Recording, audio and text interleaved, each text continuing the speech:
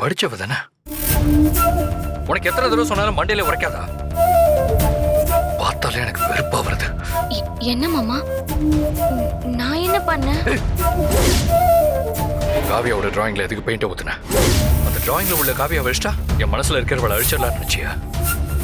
உன்னால தினம் தானே நிம்மதி இல்லாம செத்துக்கிட்டு இருக்க. நீ என்னைக்கு என் வாழ்க்கை விட்டு போவியோ அன்னைக்குதான் நான் சந்தோஷமாவே இருப்பேன். சரி மாமா, நான் இல்லைன்னா நீ சந்தோஷமா இருப்பல்ல?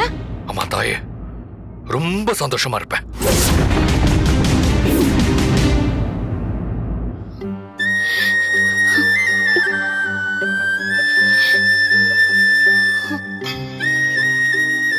நான் செத்துட்டா நீ சந்தோஷமா இருப்பேன்னு சொல்லு. நான் இப்பவே செத்து போயிடுறேன் மாமா.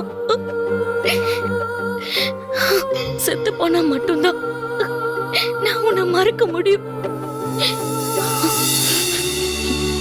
இல்லைன்னா வாழ்க்கை முழுக்க நான் உன்னை டிஸ்டர்ப் பண்ணிக்கிட்டே தான் இருப்பேன். இனிமே நீ என்னை ஏத்துக்க போறதும் இல்ல. இனிமே நான் எதுக்கு மாமா உயிரோட இருக்கணும்? நான் இப்பவே செத்து போறேன். நான் போனதுக்கு அப்புறமாவது நான் உன் மேல வச்சிருக்க பாசத்தை புரிஞ்சுக்கோ. போதும். நான் உனக்காகவே பிறந்து உன்னை மட்டுமே நேசிச்சு உனக்காகவே உயிரை விட்ட மாதிரி இருக்கட்டும் மாமா.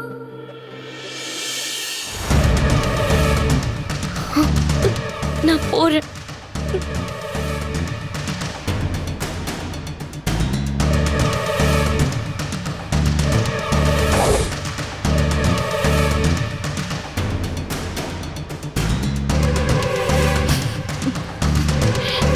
நான் இறந்ததுக்கு அப்புறமாவது என் காதல நீ புரிஞ்சுப்பா மாமா.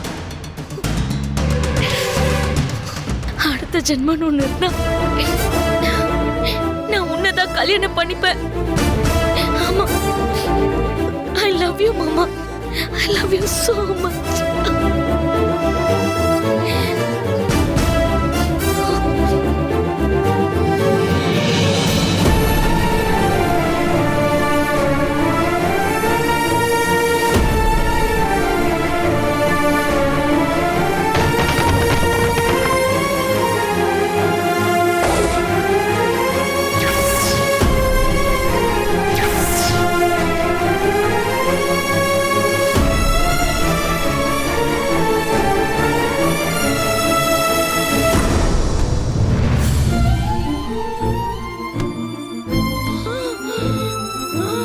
Ramya, Ramya, Ramya, relax. Ramya, are you okay? Ramya, இங்க பாரு. Are you okay? என்ன ரம்யா? இப்ப என்ன ஆச்சுன்னு இப்படி ஒரு முடிவு எடுத்த? ஏய், ப்ளீஸ் ரம்யா, அழாத ரம்யா, ப்ளீஸ்.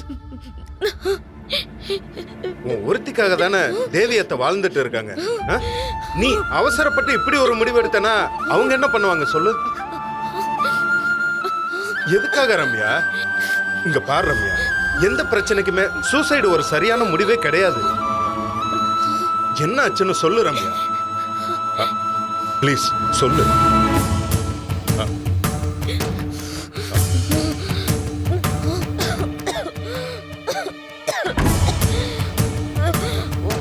ரம்யா, ரம்யா, என்ன ஆச்சுன்னு சொல்லு ரம்யா.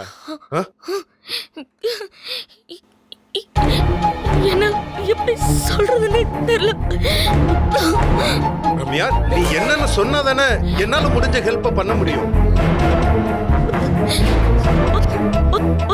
இல்லாததுனால அம்மோட அரவணைப்புல தான் வளர்ந்து எல்லாரும் கூட இருந்து நான் மட்டும் தனியா இருக்கிற மாதிரி ஒரு ஃபீல். பார்த்தி மாமா அன்பா பேசி பழகினதுனால அவரும் என்ன காதலிக்கதான் நான் நினைச்சுக்கிட்டேன். என் மனசுல இருக்கிறதெல்லாம் அவர்கிட்ட சொல்லலான்னு முடிவெடுத்தேன். நான் அதை அவர்கிட்ட சொல்லிட்டேன். எனக்கு உங்களை பிடிச்சிருக்கு. லைஃப்னு நினைச்சிட்டு இருக்கேன். நீங்க சொல்றதுக்கும் நான் சொல்றதுக்கும் என்ன மாமா வித்தியாசம் இருக்கு? நீ எல்லாத்தையும் தப்பாவே புரிஞ்சுக்கிற. இதுக்கு பேரு இன்ஃபாச்சுவேஷன். சின்ன குழந்தைல நீ அழுதப்பெல்லாம் நான் தான் உன்னை தூக்குவேன். நீ தூங்காம இருந்தப்போ நான் உன்னை தூங்க வைப்பேன். உன்னை ஸ்கூல்ல கொண்டு போய் விடுவேன். உன் காலேஜ்ல பிரச்சனைன்னு வந்தப்போ நான் வந்து நின்னேன். இதெல்லாம் சாதாரணமா நம்ம கூட இருக்கிற பொண்ணுக்கு நம்ம பண்றது. அவ்வளவுதான். நீ இந்த அளவுக்கு இதை பெருசா எடுத்துக்கிறது நம்ம உறவை கொச்சப்படுத்துற மாதிரி இருக்கு. அவர் என்ன ஒரு ஃப்ரெண்ட மட்டும் தான் பார்த்திருக்காரு. ஆனா அவர் அப்படி சொன்னது என்னால ஏத்துக்க முடியல. ரம்யா, சின்ன வயசுல இருந்து அவர் நினைப்பாவே இருந்ததால அவர் தான் என் புருஷன்னு நான் முடிவு பண்ணிட்டேன். அவரை தவிர என் லைஃப்ல வேற யாருமே வரக்கூடாதுன்னு எனக்கு நானே ஒரு வேலி போட்டுட்டேன். கடைசி நேரத்துல பார்த்தி மாமா கிட்ட என் காதல சொல்லி எனக்கு கல்யாணம் படிக்க மாமான்னு கேஞ்சுன்னு. என்ன உங்களுக்கு பிடிக்கும், ஆனா ஏதோ ஒரு காரணத்துக்காக அந்த பிரியாவை பிடிக்கும்னு சொல்றீங்க. உங்ககிட்ட பேசி எந்த பிரச்சனையும் இல்லை. ஆனா ஆனா அவரு எனக்கு கல்யாணம் படிக்க முடியாதுன்னு சொல்லிட்டாரு. கல்யாணத்தப்போ கல்யாண மண்டபத்துல இருந்து நான் வெளியில போயிட்டேன்.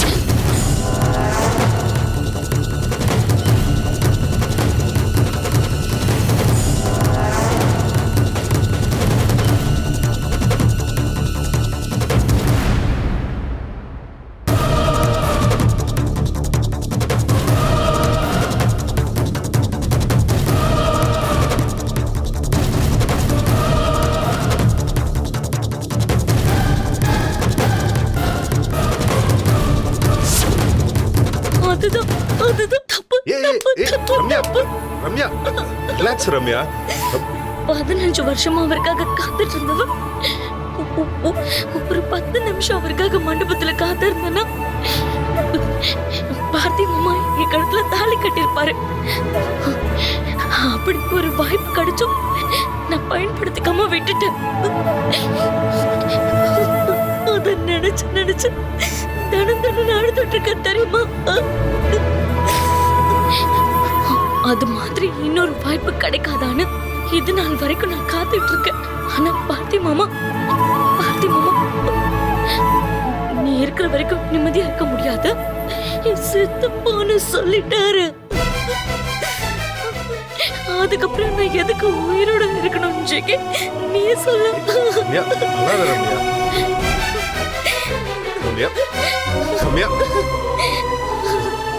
இல்ல ரம்யா, இதுல உன்னோட தப்பு மட்டும் இல்ல ரம்யா. இந்த வீட்டுல உள்ளவங்க மேலயும் தப்பு இருக்கு. முக்கியமா பார்த்திபன் மேலயும் தப்பு இருக்கு. ஒரு பொண்ணு கிட்ட ஒருத்தன் பழகும் போது அந்த பொண்ணுக்கு அவன் யாருங்கிறத உறுதிப்படுத்திட்டு தான் பழகணும். அப்படி பழகாதப்பதான் இந்த மாதிரி தவறான புரிதல், தவறான முடிவுகள், இந்த மாதிரி சூசைட் அட்டெம்ப்ட், இப்படி எல்லாம் தப்பான விஷயங்கள் நடக்குது. இங்க பாரு ரம்யா, பார்த்திபன் ஆரம்பத்திலேயே அவன் மனசுல உன் மேல காதல் இல்லைன்னு சொல்லி இருக்கணும். இதெல்லாம் வெறும் பாசம் தானே சொல்லி உனக்கு புரிய வச்சிருந்தானா இந்த மாதிரி ஒரு பிரச்சனை வந்திருக்காது ரம்யா. உன் மனசுல காதலை வளர்த்ததும் அவன் தான். அப்படி வளர்ந்த அந்த காதலை இன்னைக்கு அழிச்சு உன்னை சூசைட் பண்ணிக்க தூண்டினதும் அவன் தான்.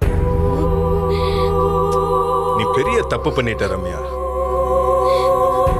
நீ ரொம்ப ஒரு செல்ஃபிஷான பர்சனை காதலிச்சிருக்க.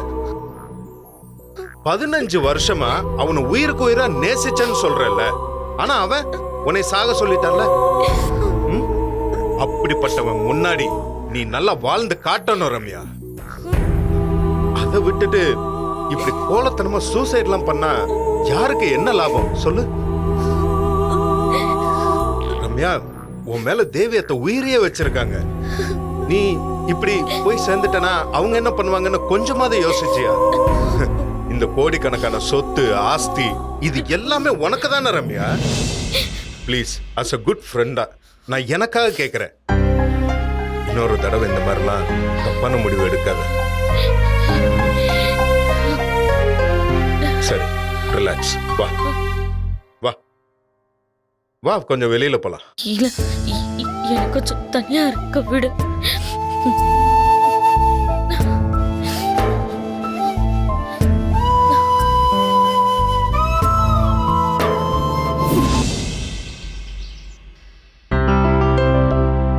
ஓகே ஓகே ஓகே சரி ஓகே வந்தோடனே எனக்கு கால் பண்ணுங்க. ஓகே என்னங்க காஃபி இந்தாங்க. பார்த்தி நீ சொன்னதெல்லாம் செக் பண்ணு. இந்தடா அவன்கிட்ட கொடு. டேய் ஜீவா காஃபியை வாங்கிக்கோடா. இந்த அப்படி தேங்க்ஸ்மா. மா ம்? நிறைய வேலையாம்மா? ஆமாண்டா, வேற யார் இதையெல்லாம் பாப்பாங்க? அதுக்கு தான் நான் சொன்னேன் காவியா பிரியாவை இங்கேருந்து அங்கே அனுப்பாதன்னு. நீ கேட்டியா? அவங்க இருந்திருந்தாங்கன்னா இந்த வேலையெல்லாம் அவங்க பார்த்துருப்பாங்கல்ல. அது காவியாவை ஆடி மாசத்துக்காக வலுக்கட்டாயம் பண்ணி அவ வீட்டுக்கு அனுப்புனது சாருக்கு பிடிக்கலையாமா. அதத்தான் சார் இப்படி சொல்லி காட்டுறாரு. பா எப்படிப்பா இவ்வளோ கரெக்டாக சொல்றீங்க? மை சன், நான் மட்டும் என்ன இந்த வயசுல அப்படியேவா பிறந்து வந்த?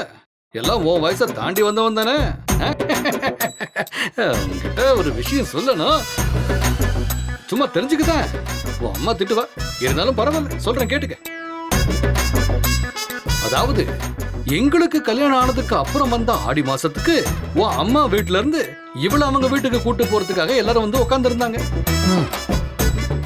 விடுவேணான்னா ஒத்த கால்ல நின்னு அடம் பிடிச்சி பிடிவாதம் பிடிச்சி ரகள பண்ணி கடைசி வரைக்கும் பார்வதி இவ வீட்டுக்கு போவே இல்லையே. எப்படி? பா என்னப்பா நீங்க இதை முன்னாடியே சொல்லியிருந்தா நானும் அப்படியே பண்ணிருப்பேன்ல. ஏண்டா காவியா இங்க வந்து கொஞ்ச நாள் தான் ஆகுது. இத்தனை வருஷமா நான் தானடா உங்க எல்லாரையும் பாத்துக்கிறேன். அதைத்தாம்மா நானும் சொல்றேன். இத்தனை வருஷமா நீ எல்லா வேலையும் பண்ணிட்ட, இனிமே நீ கொஞ்சமாவது ரெஸ்ட் எடுக்க வேண்டாமா? அது உனக்கு புரியலையே. புரியல, புரிஞ்சிருந்தா கேட்டிருக்க மாட்டாளே. புரிஞ்சிக்க பார்வதி, இனிமே நீ என் விஷயத்துல ஒரு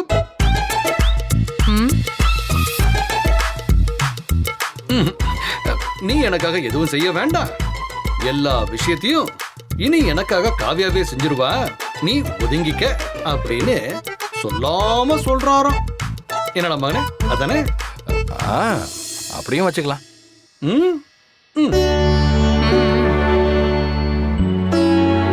இவன் காவியா புராணத்தையே பாடிக்கிட்டு இருக்கான்.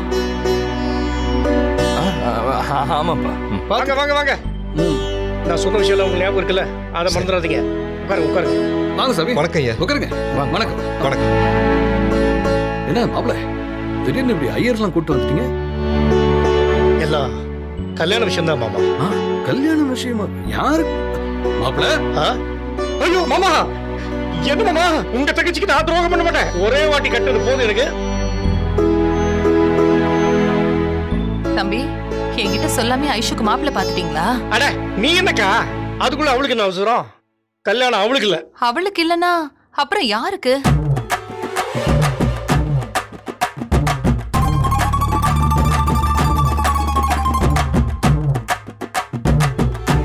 ஆமா என்ன எங்களை பாக்குறீங்க?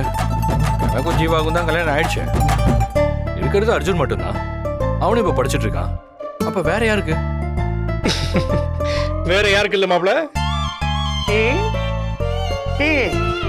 உங்க அப்பாவுக்கும் அம்மாவுக்கும் தான். என்ன அப்பா அப்பா அம்மாக்கா? டேய் மாப்பிள்ளைங்களா, அடுத்த வாரம் மாமாவுக்கு 60 வயசு ஆக போகுது. மாமா பிறந்த நாளோட நட்சத்திரத்துக்கு நல்ல நாள் எதுன்னு பார்த்துட்டு அக்காவுக்கும் மாமாவுக்கும் 60ஆம் கல்யாணம் பண்ணிடலாம்னு தேதி குறிக்க வைக்கதான் ஐயரை கூட்டு வந்திருக்கேன். மாமா நீங்க அப்படி வரீங்களா? ஐயோ இந்த யோசனை எங்களுக்கு எல்லாம் போச்சு. ஆமா ஏன் மாப்பிள, இப்போ இந்த 60ஆம் கல்யாணம்லாம் ரொம்ப அவசியம் தானே? ஏன் மாமா, பொண்ணு பிடிக்கலையா?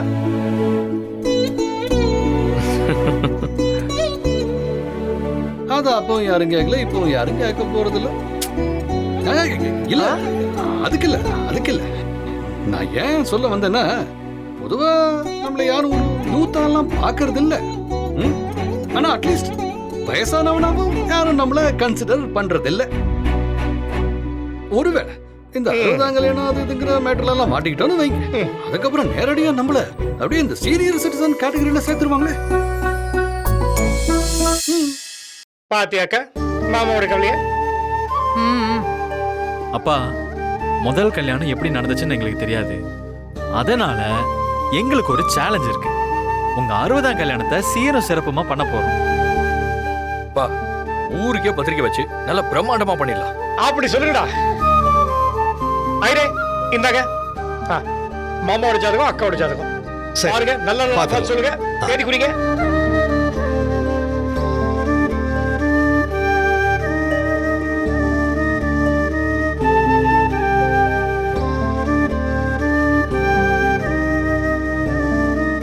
சீக்கிரம் பாருங்க ஐரே. கன்னி ராசி, உத்திர நட்சத்திரம், மீன லக்னமாச்சே. இவாளோட ராசி நட்சத்திரப்படி அடுத்த வாரம் வெள்ளிக்கிழமை ஒரு நல்ல நாள் இருக்கு. அன்னைக்கு ஐயாவோட நட்சத்திரமும் வருது. அன்னைக்கு வளர்பிறையும் கூட. காலையில 6 மணில இருந்து 7:30 மணி வரைக்கும் நல்ல முகூர்த்த நேரம் இருக்கு. ஜம்முன்னு 60ஆம் கல்யாணம் பண்ணிடலாம். இந்த சுபகாரியத்துக்கு அப்புறம் தம்பதிகளோட 2 பேர் ஆயுளும் கெட்டியா இருக்கும். அவங்க குடும்பம் அமோகமா இருக்கும். அப்போ அன்னைக்கு வச்சுக்கலாம் ஐரே. என்ன மாப்பிளை, உங்களுக்கு ஓகேவா?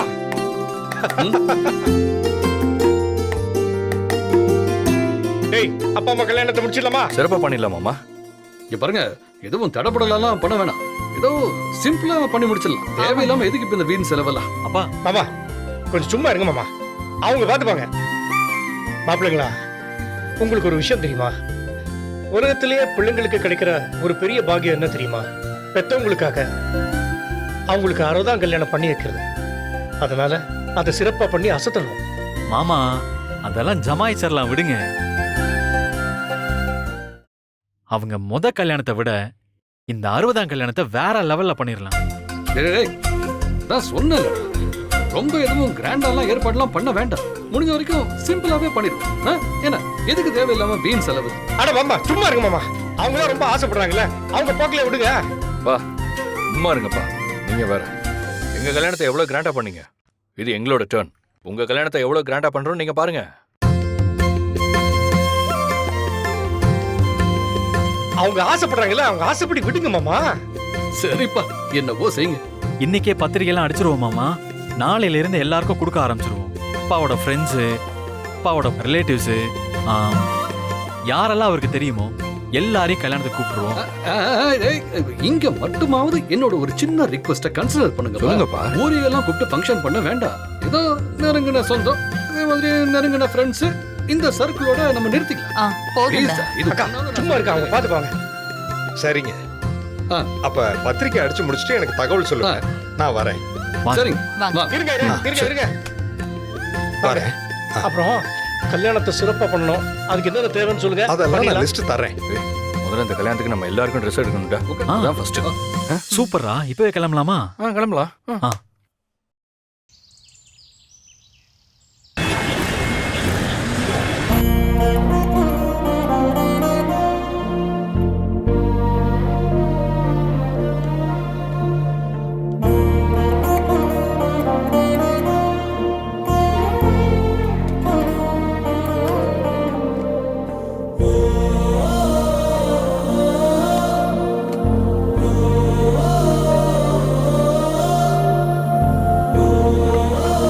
காவியா, சாப்பிடாம என்னமா யோசிச்சுக்கிட்டு இருக்க?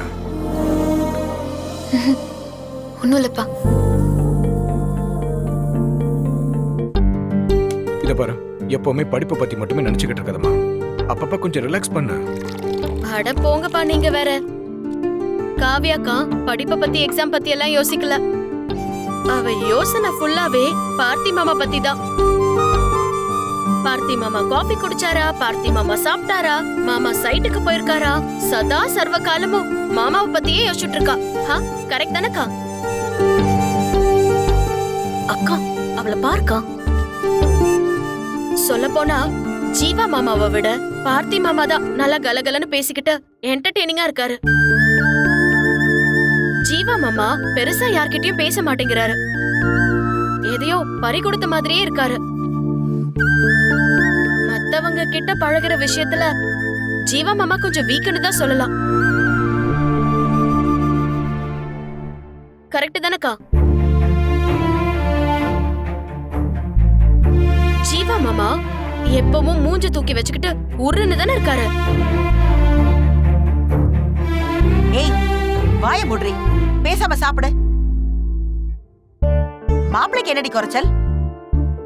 அவர் எல்லார்கிட்டயும் நல்ல விதமா தானே பேசிட்டு இருக்காரு. பிரியாவ நல்லாவே பாத்துக்கிறாரு. இதுக்கு மேல வேற என்ன வேணும்? நீ எல்லாரையும் ஒரே மாதிரி எதிர்பார்க்காத. ஒவ்வொருத்தரும் ஒவ்வொரு மாதிரி இருப்பாங்க. ஜீவா மாப்பிள்ள ரொம்ப இறக்க குணம் உள்ளவரு. பிரியாக்காக எவ்வளவு உதவி பண்ணிருக்காரு. கடல்ல ஒரு பையன் முழுக போயிட்டா, ஜீவா மாப்பிள்ள தானே காப்பாத்தினாரு. சாப்பிடு. இனிமே அந்த மாதிரி எல்லாம் பேசக்கூடாது, புரியுதா? சாப்பிடு. இந்தாங்க.